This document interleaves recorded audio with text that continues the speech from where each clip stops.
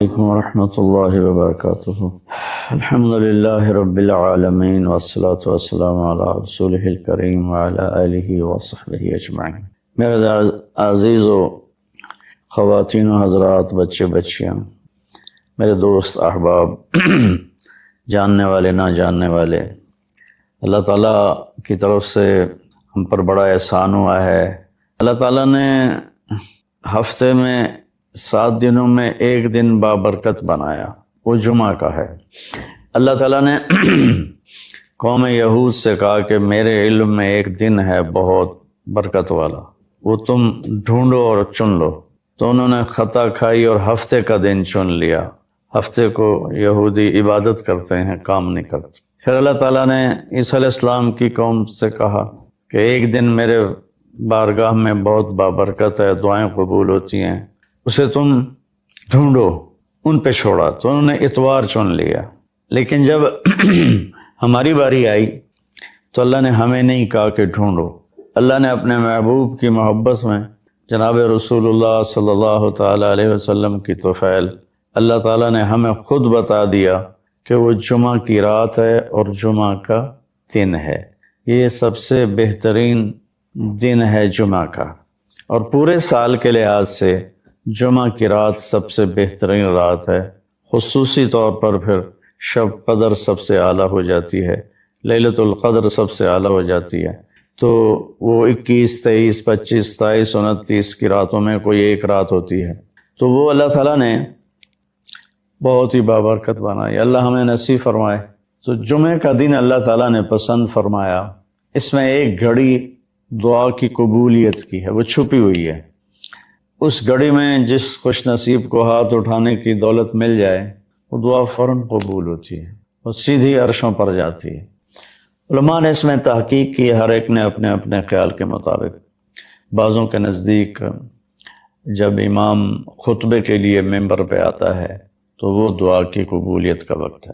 بعضوں کے نزدیک جب دو خطبوں کے درمیان بیٹھتا ہے تو وہ وقت دعا کی قبولیت کا ہے، اور بعضوں کے نزدیک عصر سے مغرب کے درمیان کوئی بھی گھڑی اللہ کی بارگاہ میں دعا کی قبولیت کی ہوتی ہے۔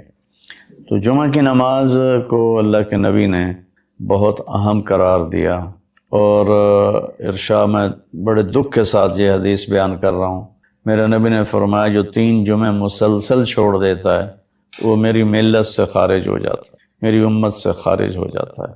تو میں اپیل کروں گا ان بہن بھائیوں سے جو نماز میں سستی کرتے ہیں، کم از کم جمعہ ضرور پڑھ لیا کریں۔ عورتوں پہ جمعہ فرض نہیں ہے، مردوں پہ فرض ہے۔ تو میں کہا کرتا ہوں، جو دوست ملتے ہیں جی نماز نہیں پڑھی جاتی، تو میں ان سے کہتا ہوں ایک نماز 5 میں سے طے کر لو اور ایک جمعہ طے کر دو، 2 نمازیں شروع کر دو۔ جس نے بھی اس پہ عمل کیا وہ 5 وقت کا نمازی بن گیا۔ تو جمعہ کی نماز کے بعد جمعہ سے جمعہ تک کے جتنے گناہ ہوتے ہیں وہ اللہ تعالیٰ معاف فرما دیتے ہیں، اور جو جتنی جلدی جا کے بیٹھتا ہے امام کا خطبہ سننے کے لیے، اس کو اتنا زیادہ اجر ملتا ہے۔ ہم اپنے عبادت کو بڑھائیں۔ درود شریف جمعے کے دن کا مبارک عمل ہے، کثرت سے درود شریف پڑھنا، اور 300 دفعہ جو درود شریف پڑھ لیتا ہے وہ کثرت میں شمار ہو جاتا ہے، اوپر کی کوئی حد انتہا نہیں ہے۔ ہمارے ایک رشتہ دار تھے، وہ انتقال ہو گیا، اللہ ان کو درجہ بلند کرے۔ وہ روزانہ ایک دن میں 10,000 دفعہ درود شریف پڑھا کرتے تھے، ہر وقت تسبیح ان کے ہاتھ میں ہوتی تھی، اور روزانہ 10,000 دفعہ درود شریف پڑھا کرتے تھے۔ تو میرے بہن بھائیوں، میرے عزیزوں، اللہ تعالیٰ نے ہمیں ہر نماز کی بڑی اہمیت بتائی ہے، ہر نماز کی، لیکن خاص طور پر جمعے کی بڑی فضیلت ہے، اور جمعہ بھی ہمارا نیا سال شروع ہو گئی۔ سال کی ابتدا ایک السلام علیکم ورحمۃ اللہ وبرکاتہ۔ بسم اللہ الرحمن الرحیم، والصلاۃ والسلام علی رسول الکریم وعلی آلہ وأہلہ اجمعین۔ معزز سامعین، میرے محترم بھائی بہن، دوست احباب، بچے بچیاں، تمام اہل ایمان کو میری طرف سے سلام ہو۔ ہمارا نیا سال تو ہجری کے اعتبار سے ہوتا ہے تو وہ محرم، ہر آنے والا سال ہماری زندگی کا بہت بڑا حصہ ہم سے چھین کے لے جاتا ہے اور ہم بے بس ہو کر اسے دیکھتے ہی رہ جاتے ہیں۔ دنیا کے ہر چیز پر ہم نے اپنے پہرے بٹھائے ہوئے ہیں، لیکن وقت اور زندگی جو سب سے قیمتی سرمایہ ہے، روزانہ ہم سے گردش دوران، سورج اور چاند کی گردش، دن اور رات کا ہیر اور پھیر، کہ ہماری زندگی ہم سے چراتا چلا جاتا ہے۔ اللہ کا غیبی نظام ہماری زندگی سے ٹائم کو، وقت کو گھٹاتا چلا جاتا ہے، یہاں تک کہ ہر آنے والی وہ موت کو گلے لگا کر اللہ کے پاس پہنچ جاتا ہے۔ تو نئے سال کے حوالے سے دو باتیں کرنی تھی۔ واقعہ کربلا کے حوالے سے تو میرے کلپ کافی چل رہے ہیں، ایک حدیث پہلے سناؤں گا، اس کے بعد دو حدیثیں اور بس۔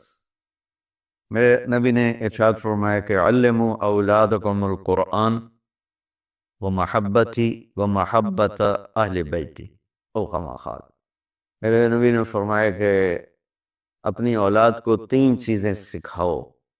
ایک قرآن سکھاؤ کہ قرآن زندگی گزارنے کا طریقہ بتاتا ہے، میڈیکل سائنس ہو یا انجینئرنگ سائنس ہو یا کائنات کا کوئی بھی علم ہو، وہ انسان بننا نہیں سکھاتا۔ اناٹومی پڑھ کے ڈاکٹر بن جائے گا، انسان بننے کے لیے قرآن پڑھنا پڑے گا، سیکھنا پڑے گا۔ تاجر، سیاستدان، زمیندار، بادشاہ، بیگم، ملکہ، رانی، فقیرن فقیر، امیرن امیر، سب اس چیز کے محتاج ہیں کہ زندگی کیسے گزارنی ہے، اچھی زندگی جس پر اللہ بھی راضی ہو اور ہم بھی سکون سے رہیں، وہ قرآن ہے۔ کہ قرآن ان ھذا القرآن یہدی للتی ہی اقوم، یہ دعویٰ صرف قرآن کا ہے۔ میرا اللہ فرماتا ہے کہ صرف قرآن ہی ہے جو تمہیں صحیح زندگی گزارنے کا طریقہ بتاتا ہے۔ ہمارے گھروں کی زندگی انتشار کا شکار ہے، شادی ہوتے ہی طلاقیں ہو رہی ہیں، طلاقوں کی ریشو بڑھ رہی ہے کہ والدین اپنے بچیوں پر صرف پڑھائی پڑھائی پڑھائی، اور ہمارے پاکستان میں پڑھائی تو ہے نہیں، صرف کاروبار ہے۔ تو بچیوں کو پتہ ہی نہیں ہوتا جب شادی ہوتی ہے کہ زندگی کیسے گزارنی ہے۔ ایسے والدین کو بھی نہیں پتہ ہوتا کہ ہم نے اپنی اولاد کو کس بنیاد پہ کھڑا کرنا ہے۔ تو قرآن وہ زندگی بتاتا ہے جس پر چل کر ہر بڑا چھوٹا، بڑی چھوٹی خوشگوار زندگی گزار سکتے ہیں۔ تو آپ نے فرمایا کہ اپنی اولاد کو قرآن سکھاؤ۔ دوسرا فرمایا وہ محبت، اور میری محبت سکھاؤ، کہ آپ نے فرمایا لن یؤمن احدکم حتی اکون احب الیہ من الناس وولدہ ووالدہ اجمعین۔ آپ نے فرمایا کہ اگر تم چاہتے ہو کہ تمہارا ایمان مکمل ہو تو میری محبت اپنی ذات سے، اپنے والدین سے، اپنی اولاد سے اور پوری دنیا کے انسانوں سے مجھے سب سے زیادہ پیار دو گے تو تمہارا ایمان مکمل ہوگا۔ تو اللہ کے نبی کی محبت کے بغیر ایمان کامل ہو نہیں سکتا۔ اب محبت کا کیا پیمانہ ہے، کیا معیار ہے؟ ایک ہم نے بنائے ہوئے ہیں، مختلف معیار بنائے ہوئے ہیں عشق رسول کے، محبت رسول کے، لیکن میں وہ معیار بتاؤں گا جو نہ میرا بتایا ہوا نہ کسی اور کا، وہ میرے نبی کا بتایا ہوا ہے کہ اللہ کے رسول سے پیار کرنے والے ہوتے کون ہیں۔ تو آپ وضو فرما رہے تھے، صحابہ آپ کے وضو کا پانی نیچے سے یوں بک بھر بھر کے کوئی پی رہے، کوئی منہ تے لا رہے، کوئی ہتھاں تے، کوئی سینے تے۔ تو آپ نے پوچھا ما یحملکم علی ھذا، بھئی یہ کیا کر رہے ہو، کیوں کر رہے ہو؟ کہ حبا للہ ولرسولہ۔ تو صحابہ نے عرض کی یا رسول اللہ آپ اور آپ کے رب کی محبت میں کر رہے ہیں۔ سبحان اللہ۔ تو ہم نے فرمایا کہ میں تمہیں بتاتا ہوں کہ مجھ سے محبت کرنے والا اور اللہ سے محبت کرنے والا کون ہے۔ بس ایڈا سستا سودا نہیں ہے کہ صرف میرے وضو دا پانی تسی پی لو تے تسی میرے عاشق بن جاؤ۔ کہ وہ میں تمہیں بتاتا ہوں کہ اللہ اس کے رسول سے محبت کا پیمانہ کیا ہے۔ وہ پیمانہ ہے کہ اگر تم اس پر پورے اتر گئے تو دو طرفہ کام ہو جائے گا، تم اللہ رسول سے پیار کرو گے، اللہ رسول تم سے پیار کریں گے۔ تو اب نے فرمایا فَلْيَسْتُقِ الْحَدِيثَ إِذَا حَدَّثَ، جو مجھ سے اور میرے رب سے پیار کرتا ہے اس کی پہلی نشانی یہ ہے کہ وہ ہمیشہ سچ بولتا ہے، کبھی جھوٹ نہیں بولتا۔ اس پیمانے پہ پاکستان کے 22 کروڑ انسانوں کو تولو تو چند ہزار ہی نکلیں گے، ورنہ میرے ملک پہ جھوٹ کی لعنت چھائی ہوئی۔ فَلْيُؤَدِّ الْأَمَانَةَ إِذَا تُؤْمِنَ، جو مجھ سے اور میرے اللہ سے پیار کرتا ہے وہ کبھی کسی کو دھوکہ نہیں دیتا، ہمیشہ دیانتداری سے کام کرتا ہے، دیانتداری سے ہر ڈیل کرتا ہے۔ اس پر تولیں تو پورے پاکستان کے بازار، تجارت، سیاست، زمیندارہ، لین دین دھوکہ ہی دھوکہ ہے، فراڈ ہی فراڈ ہے۔ اس میں بھی چند سو ہی نکلیں گے جن کو اللہ رسول کے محبت کی گارنٹی ملے گی۔ تیسرا فرمایا فَلْيُحْسِنْ جِوَارَ مَنْ جَاوَرَهُ، جو اللہ اس کے رسول سے پیار کرتا ہے وہ ہمیشہ پڑوسیوں کے ساتھ اچھا سلوک کرتا ہے، چاہے وہ مسلم ہوں نان مسلم ہوں، چاہے وہ اپنے ہوں غیر ہوں، اچھے لگتے ہوں برے لگتے ہوں، وہ ہمیں برا سمجھتے ہوں، لیکن اللہ اس کے رسول سے پیار کرنے والے کی تیسری نشانی یہ ہے کہ وہ اپنے پڑوسیوں کے ساتھ اچھا سلوک کرتا ہے۔ یک طرفہ وہ تا کر دے نہیں، اسی کیوں کریے، انہوں نے سانوں کدی سلام نہیں کیتا، اسی کیوں سلام کریے، وہ سانوں کدی پچھڑ نہیں آئے، اسی کیوں پچھڑ جاویے۔ یہ عشق رسول کے دعوے دار تو ہو سکتے ہیں، اللہ کی بارگاہ میں ان کی کوئی گارنٹی نہیں ہے، یہ خارج ہیں۔ یہ بھی ہمارا سارا معاشرہ میں دیکھتا ہوں تو انتقامی معاشرہ ہے۔ ہمارے علاقے کی مثال ہے جی، قدمہ دے قدم ہون دن، کیا مطلب کہ جو ہمیں پوچھنے آئے گا ہم بھی پوچھنے جائیں گے، جو ہمیں سلام کرے گا ہم بھی سلام کریں گے، جو نہیں کرے گا تو ایسا کیوں کریے۔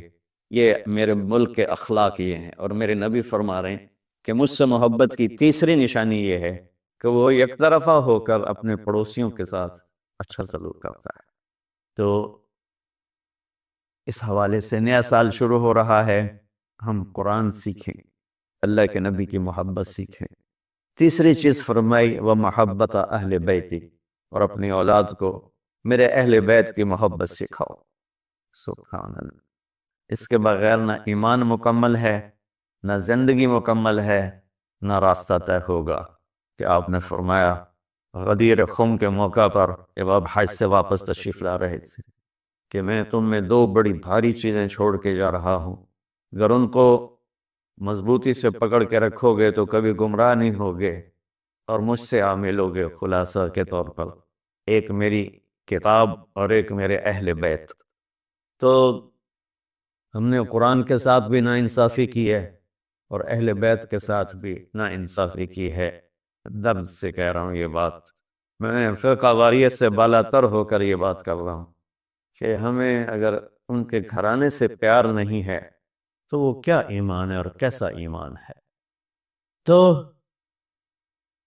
اللہ اس کے رسول نے جو محبت کی نشانی بتائی ہے وہ بھی میں نے بتا دی، اور جو اللہ کے نبی فرما رہے ہیں کہ 3 کام اپنی اولاد کو سکھاؤ، قرآن، میری محبت، میرے اہل بیت کی محبت۔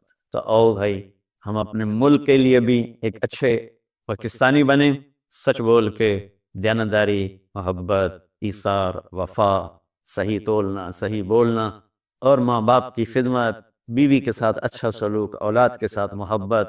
یہ سارے وہ چیپٹر ہیں جو اس وقت بالکل ادھورے پڑے ہوئے ہیں، اور صرف نماز پڑھ لینا اور حج عمرے پہ زور لگا دینا بہت اچھی بات ہے، میں کسی نیکی کی قدر نہیں گھٹانا چاہتا، لیکن اور بھی دکھ ہیں زمانے میں محبت کے سوا، راحتیں اور بھی ہیں وصل کی راحت کے سوا۔ اسلام تو ایک زندگی ہے، یہ تو چند مختصر عبادات پوری زندگی پر تو نہیں ہے نا۔ اس لیے میری فریاد سنو اللہ کے واسطے، علماء سے بھی کہتا ہوں، خطیبوں سے بھی کہتا ہوں، اپنا مسلک پیش نہ کرو، اسلام پیش کرو۔ اسلام ایسی خوبصورت زندگی ہے جس کا خریدار آپ کو ہر انسان بنے گا۔